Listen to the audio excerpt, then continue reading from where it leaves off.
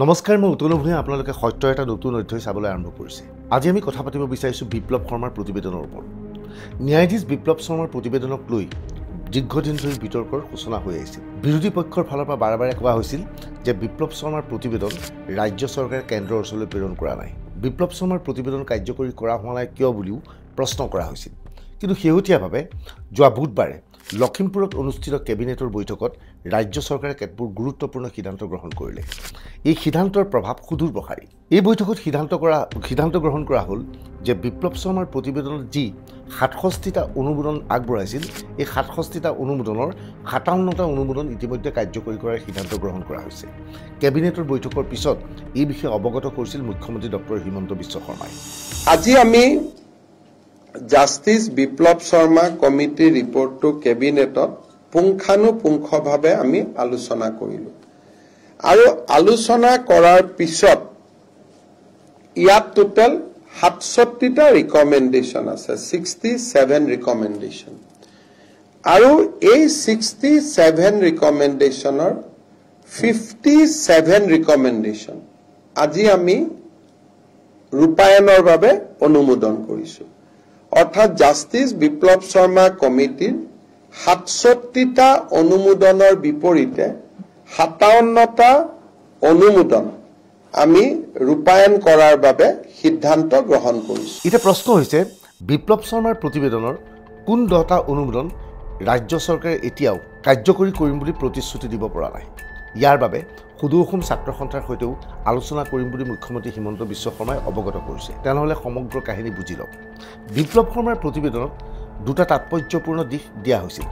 ইয়াত কোৱা হৈছিল চাকৰি বাকৰিৰ ক্ষেত্ৰত ৮০% আসন অসমীয়াৰ বাবে সংৰক্ষিত কৰিব লাগে।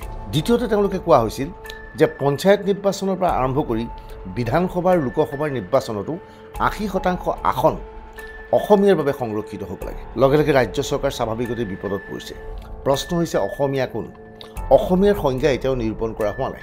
অসমীয়া বুলি ক'লে বড়ো জনগোষ্ঠীয়েও নিজকে অসমীয়া বুলি ক'ব নিবিচাৰে, কাৰ্বিসকলেও নিজকে অসমীয়া বুলি ক'ব নিবিচাৰে, মিচিংসকল, দেউৰীসকলেও নিজকে অসমীয়া বুলি ক'ব নিবিচাৰে। অৰ্থাৎ এনে অৱস্থাত অসমীয়াৰ বাবে ৮০% আসন যদি সংৰক্ষিত হয় বা নিৰ্বাচনত ৮০% অসমীয়াই নিৰ্বাচনত প্ৰতিদ্বন্দ্বিতা কৰিবলগীয়া হয়, তেনেহ'লে বড়ো, কাৰ্বি, ৰাভা, মিচিং আদি জনগোষ্ঠীয়ে প্ৰতিদ্বন্দ্বিতা কৰিব নোৱাৰিব নেকি? ইয়াৰ লগে লগে প্ৰশ্ন হৈছে, বিশেষকৈ ৰাজ্যখনৰ মুছলমানসকলে, বিশেষকৈ মিয়া সম্প্ৰদায় বুলি, বিশেষকৈ বৰপেটা, ধুবুৰী আদিৰ লোকসকলক, যাক মিয়া বুলি বিভিন্ন সময়ত মুখ্যমন্ত্ৰীয়ে বক্তব্য ৰাখি আছিল, সেইসকলে নিৰ্বাচন খেলিব নোৱাৰিব নেকি? মুখ্যমন্ত্ৰীয়ে ইয়াৰ বিষয়ে কিছু ইংগিত দিছে। সেই ইংগিতৰ বিষয়ে আপোনালোকক ব্যাখ্যা আগবঢ়াম। কিন্তু ইয়াৰ পূৰ্বে মুখ্যমন্ত্ৰীয়ে কৈছে সমগ্ৰ বিষয়টো সুদূৰ অসম ছাত্ৰ সন্থাৰ সৈতে আলোচনা কৰি চূড়ান্ত কৰা হ'ব। সুদূৰ অসম ছাত্ৰ সন্থা আৰু আন সংগঠনসমূহৰ লগত কথা পাতি আমি ৫৭টা ৰিকমেণ্ডেশ্যন ২০২৫ চনৰ ১৫ এপ্ৰিলৰ আগতে আমি ৰূপায়ণ কৰাৰ বাবে আজি কেবিনেটে এটা ৰোডমেপ এটা আমি প্ৰস্তুত কৰিছোঁ। এতিয়া সমগ্ৰ কাহিনী বুজি লওক যে অসমীয়া সংজ্ঞা এই শব্দটো অসম চৰকাৰে ব্যৱহাৰ কৰিবলৈ বেয়া পাইছে। কিন্তু অসমীয়াৰ বাবে সংৰক্ষিত কৰি দিয়াৰ লগে লগে অন্যান্য জনগোষ্ঠী ইয়াত আউটৰ পৰা আঁতৰি যাব। সেয়েহে ইয়াৰ ফৰ্মুলা কি হ'ব? ৰাজ্য চৰকাৰে আছুৰ সৈতে আলোচনা কৰাৰ সময়ত এই বিষয়টো উত্থাপন কৰিব। ইতিমধ্যে এনেধৰণৰ খবৰ চৰকাৰৰ ফালৰ পৰা আহিছে যে অসমীয়া সেইসকল লোকক আমি গণ্য কৰিম যিসকল ১৯৫১ চনৰ পিছত অসমত বসবাস ১৯৫১ চনৰ পৰা অসমত বসবাস কৰি আহিছে। অৰ্থাৎ কাৰোবাৰ পূৰ্বপুৰুষ ১৯৫১ চনত যদি অসমত আছিল, সেইজন ব্যক্তিক অসমীয়া বুলি গণ্য কৰা হ'ব। আমি NRCৰ বিতৰ্কৰ বিষয়েও জানো, কিন্তু এইবাৰ এটা নতুন বিতৰ্ক আহি পৰিছে। ১৯৫১ চনত জন্ম হোৱা ব্যক্তি বা পৰিয়ালৰ সদস্যসকলকে অসমীয়া বুলি গণ্য কৰা হ'ব। ইয়াৰ লগে লগে প্ৰশ্ন হৈছে, মুছলমান বা মিয়াসকলে নিৰ্বাচনত প্ৰতিদ্বন্দ্বিতা কৰিব পাৰিব নেকি? ৰাজ্য চৰকাৰে ইতিমধ্যে সিদ্ধান্ত লৈছে, যিটো পঞ্চায়ত নিৰ্বাচন অনুষ্ঠিত হ'ব অতি শীঘ্ৰে, বোধহয় ডিচেম্বৰ মাহত পঞ্চায়ত নিৰ্বাচন অনুষ্ঠিত হোৱাৰ কথা বা ডিচেম্বৰ আগে পিছে পঞ্চায়ত নিৰ্বাচন অনুষ্ঠিত হোৱাৰ কথা। সেই পঞ্চায়ত নিৰ্বাচনত বিপ্লৱ শৰ্মাৰ এই প্ৰতিবেদন কাৰ্যকৰী কৰিবলৈ চেষ্টা চলাব।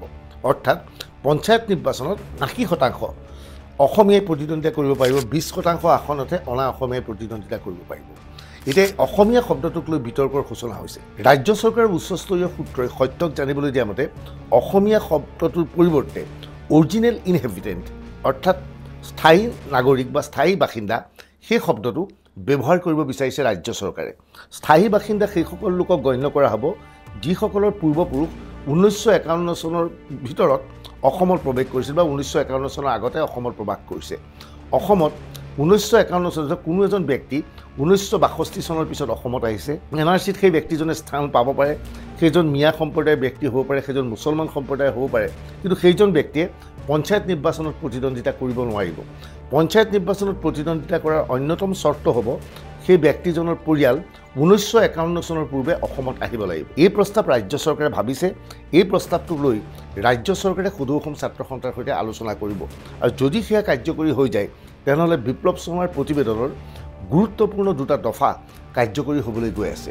ইয়াৰ লগে লগে ৰাজ্যখনৰ তথাকথিত মিয়া যিসকলে 1951 চনৰ পিছত অসমলৈ আহিছে সেইসকলে পঞ্চায়ত নিৰ্বাচনত প্ৰতিদ্বন্দ্বিতা কৰিব নোৱাৰিব।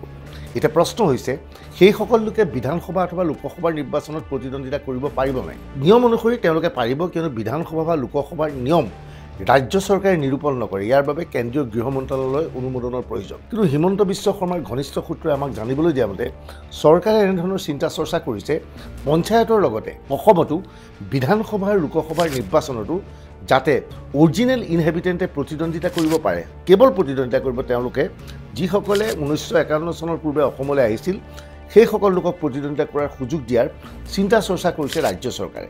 ইয়াৰ বাবে অসম চৰকাৰে যোগাযোগ কৰিব কেন্দ্ৰীয় চৰকাৰৰ সৈতে। কেন্দ্ৰীয় গৃহমন্ত্ৰীৰ ওচৰত এই ক্ষেত্ৰত ৰাজ্য চৰকাৰৰ ফালৰ পৰা শীঘ্ৰে এখন প্ৰতিবেদন বা আবেদন দাখিল কৰা হ'ব।